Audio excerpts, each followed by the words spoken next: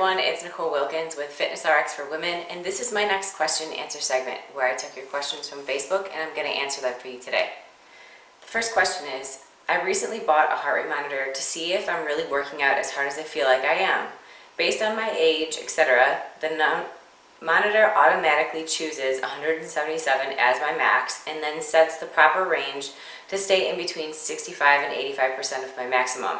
But I'm sure those are generic settings. I'm wondering what the best and easiest way to figure out my max heart rate and also a good range to stay in during steady state cardio, HIIT, and while lifting heavy weights. For example, I've heard that during HIIT you should get to 95% of max and then back off until you're back to 70% or so and then back up. But I'd like to know what you think.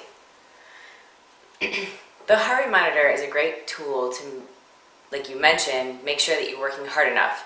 And when you input your weight, your sex, your age, it will automatically tally out what it estimates your maximum heart rate to be.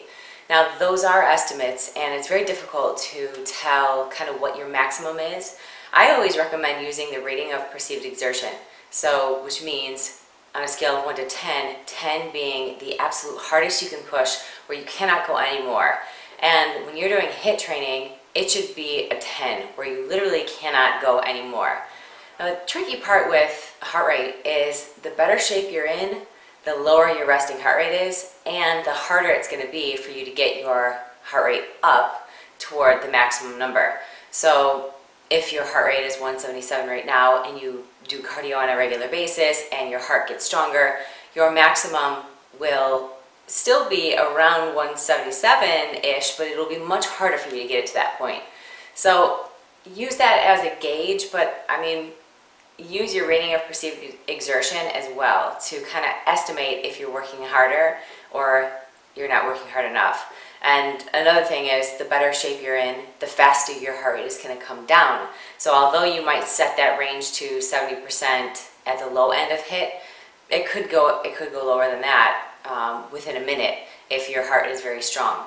So those are all just gauges, but it's really difficult to be exact with those numbers. The next question I have is, if you were to recommend one piece of cardio equipment, treadmill, elliptical, etc., for in-home use, what would it be and why? That's a tough one. I would probably say a treadmill because everyone can walk and there's a lot of different workouts you can do with it. You know, I mean, you could incline walk, you could sprint, you could jog, you could fast walk, whereas an elliptical is great because it's easier on your joints.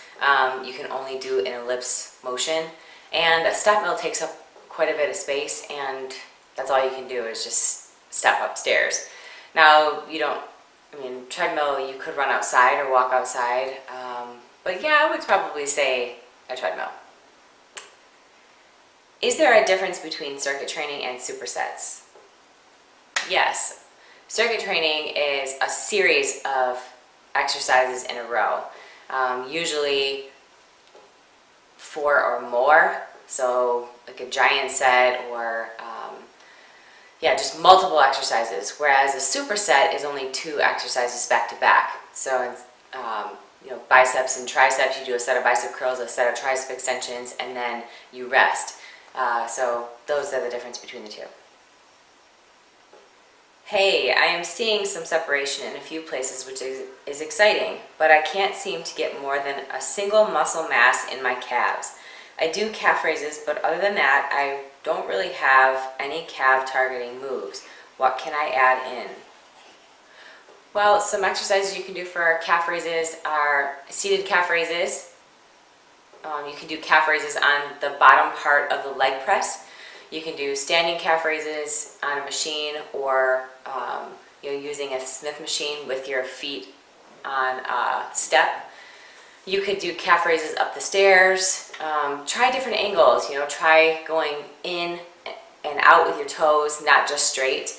And also, I see people doing calf raises wrong all the time. You have got to get the full range of motion.